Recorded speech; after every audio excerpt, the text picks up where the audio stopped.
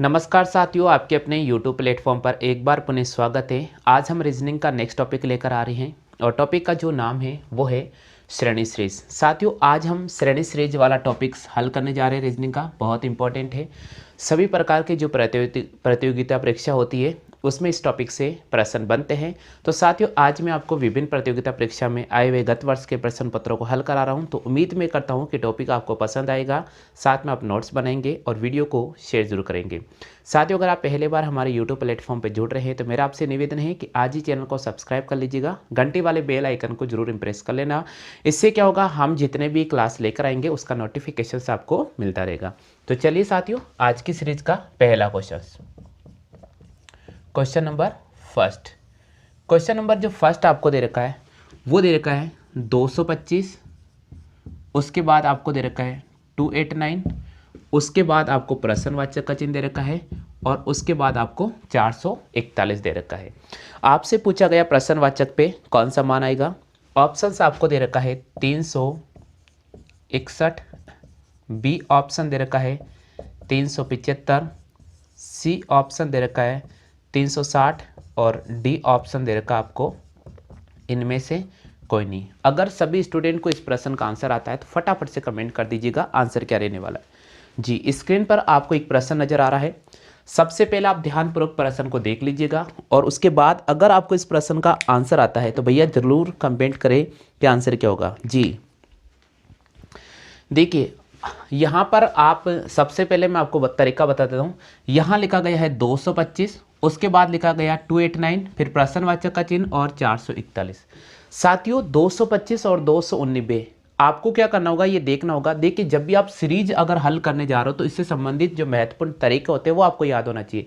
इसका जो पहला तरीका याद होना चाहिए कि आपको वर्ग याद होने चाहिए, आपको संख्याओं के वर्ग याद होना चाहिए। दूसरा पॉइंट, आपको संख्याओं के गण याद होने चाहिए। अगर आपको वर्ग याद है, अगर आपको गण याद है तो आसानी से आप इन प्रश्नों को हल कर सकते हैं। तो साथियों देखिएगा, अगर यहां इसकी बात करें 225 की तो ये 15 का स्क्वायर है और इसकी बात करें 289 की तो ये 17 का स्क्वायर है। तो यहां देखा 15 का स्क्वायर, उसके बाद 17 का स्क्वायर, उसके बाद प्रश्नवाचक का चिन्ह है और इसकी अगर अपन बात करें तो ये अपने पास में 21 का स्क्वायर है।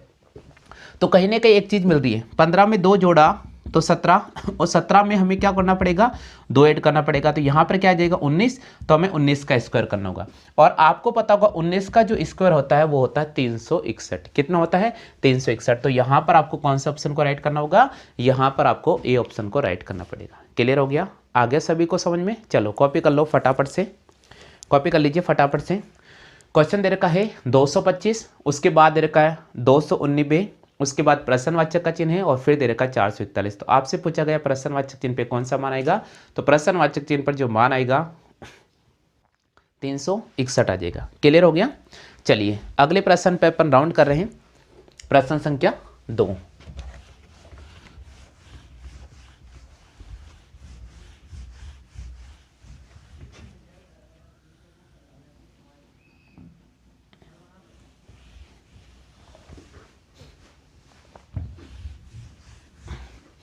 चलिए प्रश्न संख्या 2 है,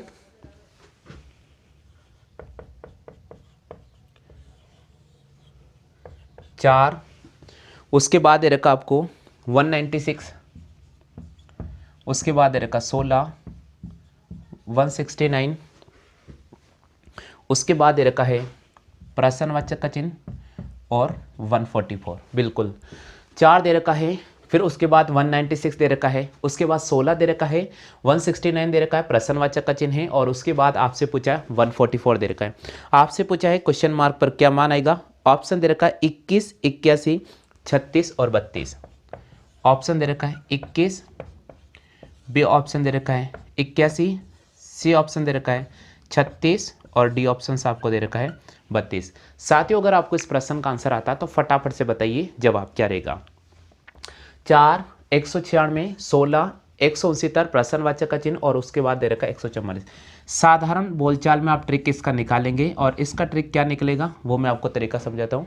आपको सबसे पहले दे रखा है 4, उसके बाद दे रखा है 196, फिर आपको दे रखा 16, 169 और उसके बाद प्रश्नवाचक का चिन्ह और 144। देखिए आप गौर से पकड़िएगा, 196 की अगर अपन बात करते हैं तो इसको आप 14 का स्क्वायर कह सकते हैं, बिल्कुल 14 स्क्वायर होता है 196। और अगर हम इस 169 की बात करते हैं तो इसको हम 13 का स्क्वायर कह सकते हैं, ठीक है। और इसकी अगर अपन बात करते हैं तो ये हमारे पास में आ गया है 12 का स्क्वायर।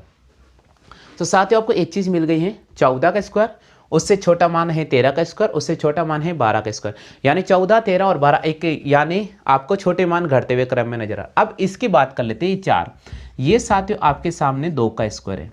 और इसकी बात कर लेते हैं, ये 16, ये आपके सामने साथियों 4 का स्क्वायर। तो देखिए साथियों, 2 में 2 जोड़ने पर 4 आता है। अब 4 में क्या जोड़ना पड़ेगा, यहाँ पर 2 जोड़ना पड़ेगा, तो यहाँ पर 6 आएगा। और 6 का स्क्वायर अगर हम करते हैं तो हमारे पास में आ जाएगा 36। कितना आ जाएगा, 36। तो इस प्रश्न का जो जवाब होगा वो हो जाएगा 36। कितना आंसर हो जाएगा, 36। आगे सभी को समझ में क्लियर हो गया? हाँ जी, एक बार कॉपी कर लीजिएगा। काफ़ी इंपॉर्टेंट क्लास है, बिल्कुल ग्रुप डी और एनटीपीसी की जो तैयारी कर रहे हैं स्टूडेंट्स, उनके लिए भी ये क्लास अत्यंत महत्वपूर्ण है। तो ध्यान रखिएगा, जो स्टूडेंट ग्रुप डी और एनटीपीसी की तैयारी कर रहे हैं बिल्कुल भी इस वीडियो को स्किप नहीं करें और रेगुलर आप देखते रहिएगा। हाँ जी, आगे सभी को समझ में? चलो नेक्स्ट प्रश्न संख्या 3 की बात करते हैं।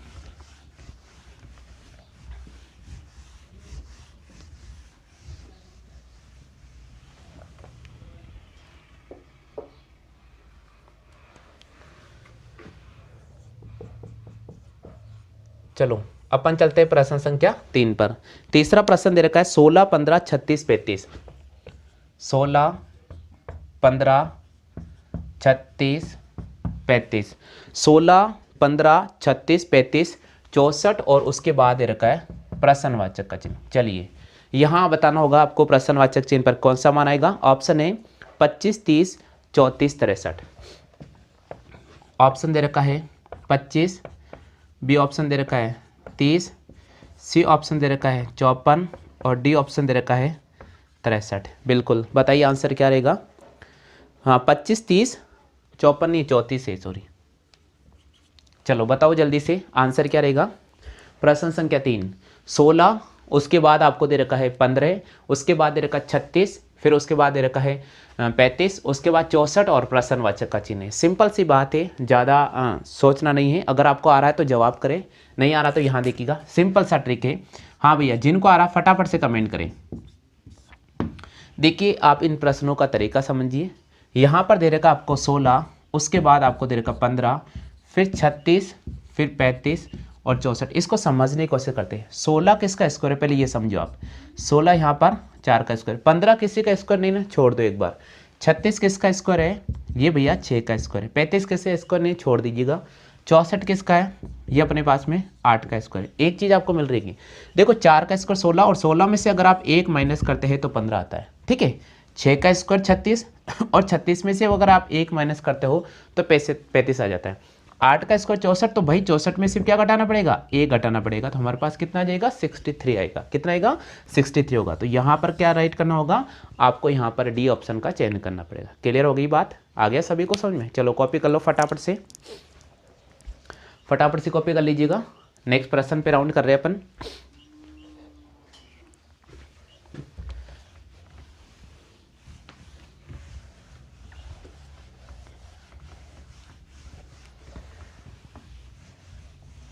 प्रश्न संख्या 4। प्रश्न संख्या 4 दे रखा है आपको 2, 3, 10, 15, 2, 3, 10, 15 और उसके बाद आपको दिया है प्रश्नवाचक का चिन्ह। चलिए बताना होगा आंसर क्या रहेगा। ऑप्शन दे रखा है 25, 26, 24, 30। ऑप्शन दे रखा है 25, 26, 24 और ये 30 दे रखा है। हाँ जी बताइए जल्दी से। एसएससी के एग्जाम में आ चुका है, सीपीओ एग्जाम 2012 में यही प्रश्न पूछा गया था। तो अगर जिन स्टूडेंट को प्रश्न संख्या इसका जवाब आ रहा है तो फटाफट से कमेंट करें।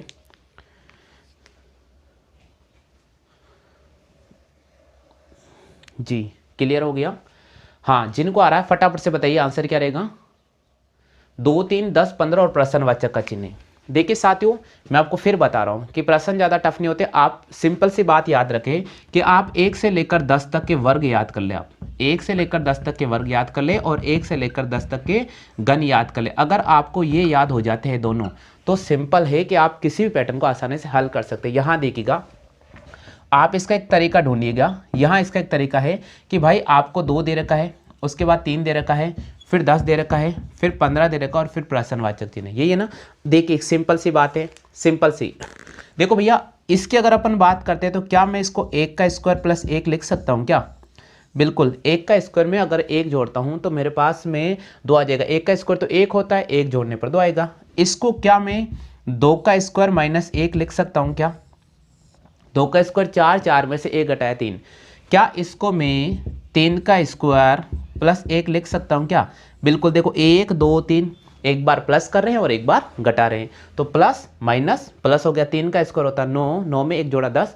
इसको मैं 4 का स्क्वायर माइनस 1 लिख सकता हूँ क्या? 4 का स्क्वायर होता है 16, 16 में से 1 घटाया 15।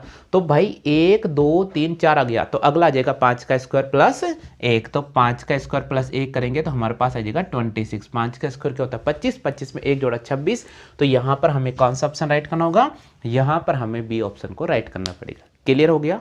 आगे सभी को समझ में? हाँ चलो कॉपी कर लो। साथियों ध्यान रखें, रेलवे एनटीपीसी और ग्रुप डी की तैयारी करने वाले सभी स्टूडेंट्स वीडियो को लाइक करें, शेयर करें। चलिए बात करेंगे प्रश्न संख्या 5 की।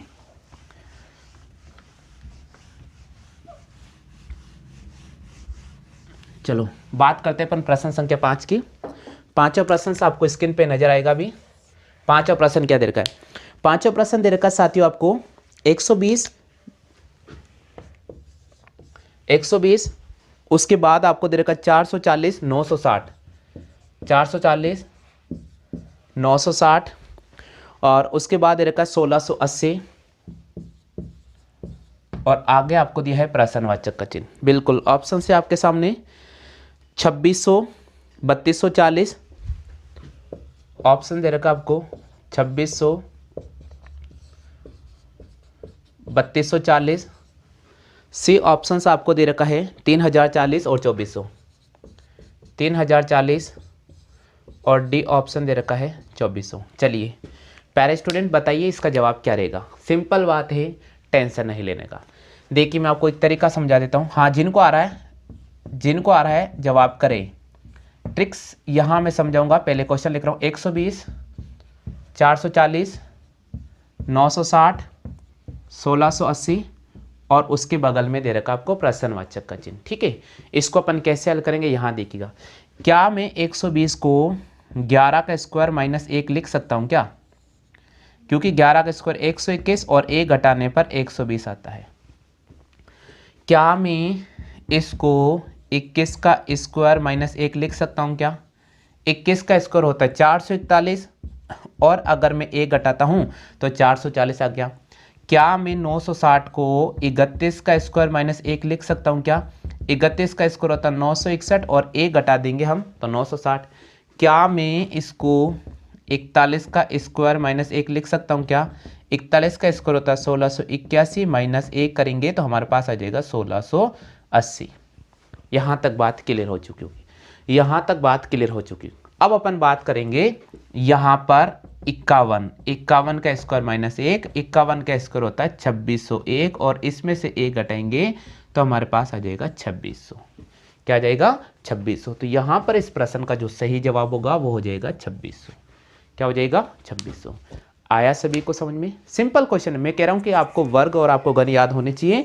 आप आसानी से इन प्रश्नों कर सकते हैं, आपको बिल्कुल भी टेंशन नहीं लेना है। देखिए यहाँ तरीका वापस समझा रहा हूँ। 120 की बात अपन करते हैं तो 11 का स्क्वायर माइनस 1, 440 की बात करते हैं तो 21 का स्क्वायर माइनस 1 और 960 की बात करते हैं तो 31 का स्क्वायर माइनस 1 और यहाँ पर 41 का स्क्वायर माइनस 1 क्योंकि 41 का स्क्वायर होता है 1681, इसमें से 1 घटाएंगे 1680। तो अगले राउंड में हम करेंगे 51 का स्क्वायर माइनस 1 और 51 का स्क्वायर 2601 होता है। इसमें से अगर अपन 1 घटा देते हैं तो 2600 इस प्रश्न का सही जवाब होगा। तो यहाँ पर आपको ए ऑप्शन को राइट करना होगा। क्लियर? चलिए बात करेंगे प्रश्न संख्या 6 की।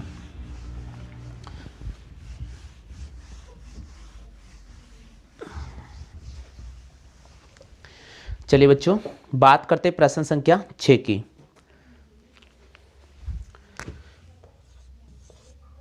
जीरो, उसके बाद दे रखा है 6, जीरो के बाद 6 आ रहा है, 6 के बाद 20, 42 और प्रश्नवाचक का चिन्ह। 20, 42 और प्रश्नवाचक का चिन्ह। 4 ऑप्शन आपको दे रखे हैं। ऑप्शन की अगर अपन बात करते हैं तो आपको दे रखा है 82, 81, 72, 76। 82, 81, 72 और ये 76। ये 4 ऑप्शन आपके पास में बगल में है। हाँ जी, बताइए जवाब क्या रहेगा। 0, 6, 20, 42 और प्रश्नवाचक का चिन्ह है।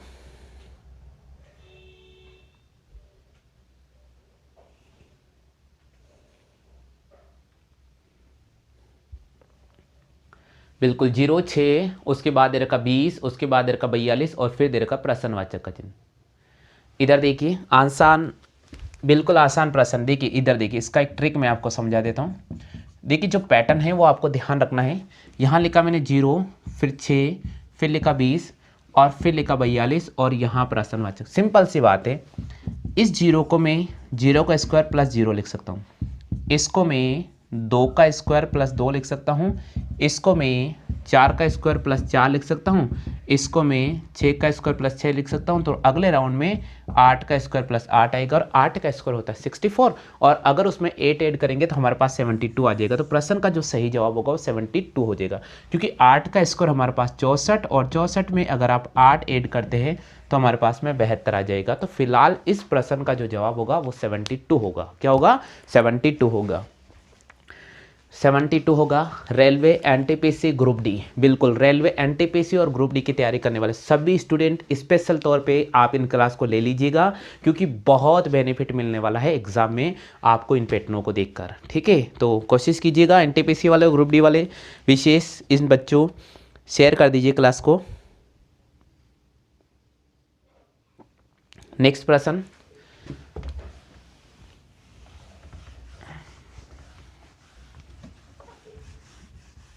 बिल्कुल अगला प्रश्न मैं आपके सामने लेकर आ रहा हूँ। हाँ जी, क्वेश्चन से आपको दे रखा है 1, 2, 10, 37, 101। 7वां प्रश्न है 1, 2, 10, 37, 101 और उसके बगल में आपको दे रखा है भैया प्रश्नवाचक का चिन्ह। बिल्कुल आपको दे रखा है प्रश्नवाचक का चिन्ह। ठीक है, क्लियर हो गया। हाँ चलो बढ़ जाते हैं आगे। ऑप्शंस आपको दे रखे हैं 225, 201, 226, 202। 225, 201, 226, ये 4 ऑप्शंस आपको गिवन है। बिल्कुल हाँ जी, कब आया ये? एसएससी स्टेनो को पेपर में आ चुका है, 2012 की बात है। बिल्कुल प्रश्न संख्या आपके सामने नजर आ रही है। 7वां प्रश्न में हल करवा रहा हूं, बताइए जल्दी से आंसर क्या रहेगा।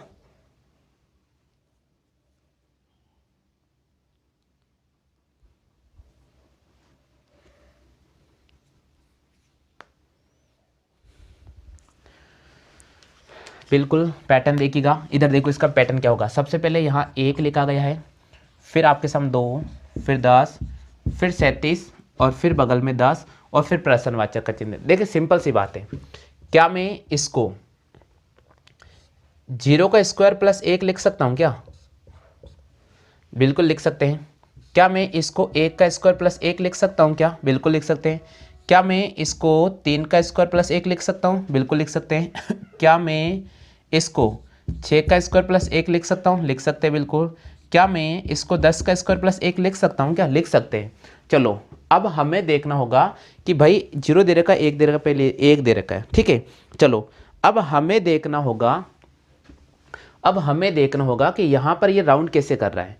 यहाँ पर राउंड कैसे कर रहा है? 0 से ये सबसे पहले 1 पर गया, 1 से यहाँ पर 3 पर गया, 3 से यहाँ पर 6 पर गया। तो यहाँ इसने 1 ऐड किया, यहाँ इसने 2 ऐड किया, यहाँ इसने 3 ऐड किया और यहाँ इसने 4 ऐड किया। देखिएगा 0 में 1 जोड़ने पर 1 आता है, 1 में 2 जोड़ने पर 3 आता है, 3 में 3 जोड़ने पर 6 और 6 में 4 जोड़ने 10। तो अगले राउंड में अपन ऐड करेंगे 5। तो यहाँ हो जाएगा 15 का स्क्वायर प्लस 1 और आपको पता होगा 15 का स्क्वायर तो भैया 225 होता है और अगर आप 1 जोड़ोगे तो हमारे पास में 200 226 हो जाएगा। क्या हो जाएगा 226। बिल्कुल ऑप्शन है आपके पास में, 226 ऑप्शन है, तो बिल्कुल आपको राइट करना होगा। ये एक तरीका है, बहुत आसान है।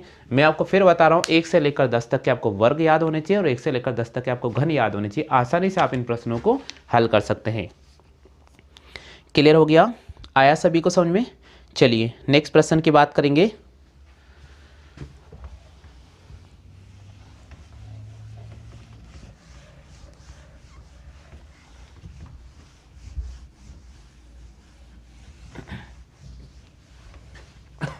प्रश्न संख्या 8 की बात करते हैं। 8वां प्रश्न जो आपको दे रखा है वो दे रखा है 2, 15, 4, 47। 2, 15, 4, 47। 2, 15, उसके बाद दे रखा 4, 47, 7, 118, 7, 118, 11 और बगल में दे रखा है प्रश्नवाचक का चिन्ह है। चलिए ऑप्शंस पे राउंड कर लेते हैं। ऑप्शंस आपको है 260, 260, 252, 250, 254। 260, 252, 254 और एक ऑप्शन आपको दे रखा है 250। चलिए बताइए आंसर क्या रहेगा। सिंपल सा क्वेश्चन है, थोड़ा सा कोशिश कीजिएगा।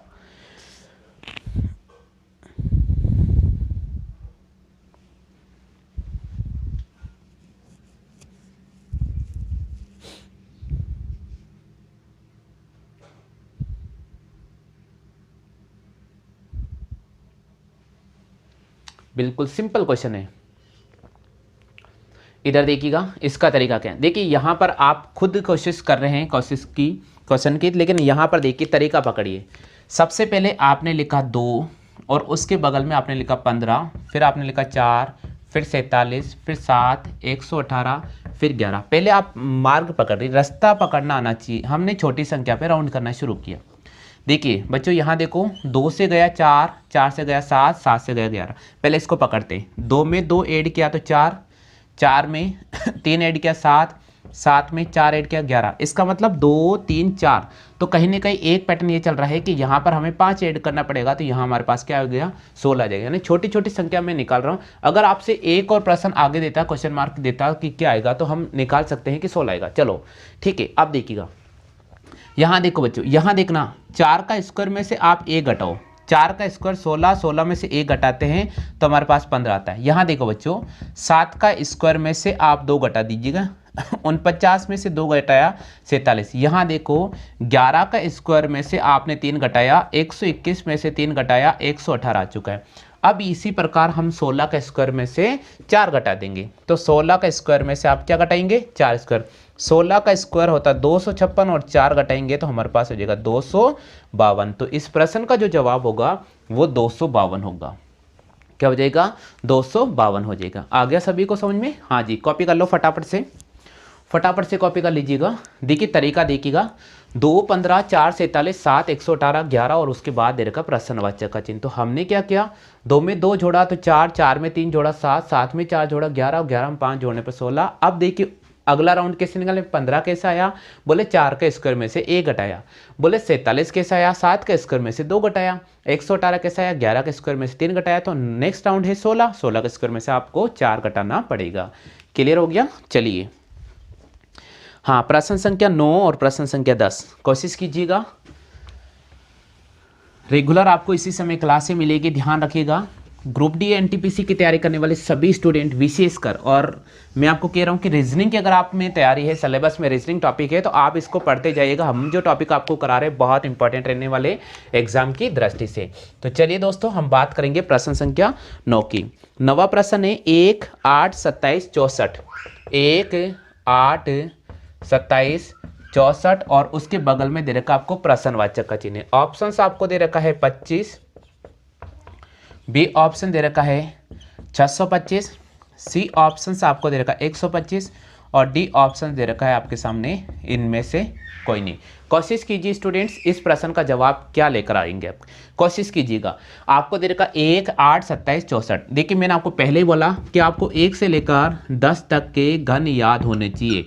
1 से लेकर 10 तक के अगर आपको घन याद हैं तो आप आसानी से निकाल सकते हैं। भैया यहाँ देखो, 1 का क्यूब होता है भैया 1, 2 का क्यूब होता है 8, 3 का क्यूब होता है 27, 4 का क्यूब होता है 64, तो नेक्स्ट राउंड में 5 का क्यूब होता है हमारे पास में क्या, 125। तो इसके अकॉर्डिंग हम देखते हैं इस प्रश्न का जवाब होगा 125। इसलिए मैं आपको कह रहा हूँ, बार बार कह रहा हूँ, 1 से लेकर 10 तक के वर्ग और घन अच्छी तरह से याद कर लो अगर आपको इन क्वेश्चनों को अच्छी तरह से हल करना है तो। ठीक है, चलिए 10वां प्रश्न से, आज की सीरीज का 10वां प्रश्न से सभी स्टूडेंट कमेंट कीजिए 10वें प्रश्न का आंसर क्या रहेगा। सभी स्टूडेंट कमेंट करना 10वें प्रश्न का आंसर क्या होगा। 3, 8, 5, 10वां प्रश्न दे रखा है 3, 8, 5, उसके बाद दे रखा 27, 3, 8, 5, 27, 8, 64, 3, 8, 5 बिल्कुल सही है, 27, उसके बाद दे रखा है 8, 64, 12, 8, 64, 12 और उसके बाद दे रखा है 125 और फिर आपको दे रखा भैया प्रश्नवाचक का चिन्ह। बताइए प्रश्नवाचक पे कौन सा मान आने वाला है, प्रश्नवाचक चिन्ह पे कौन सा मान आने वाला है। 16, 17, 18 और ऑप्शन दे रखा है इनमें से कोई नहीं। तो सभी साथियों से मेरा निवेदन है, प्रश्न संख्या 10 जिसका स्क्रीन पर मैंने आपको क्वेश्चन दिया है, उम्मीद मैं करूंगा साथियों आप इस प्रश्न का जरूर जवाब कमेंट करेंगे। हाँ, आगे समझ में तो सभी स्टूडेंट इसका कमेंट जरूर कीजिएगा।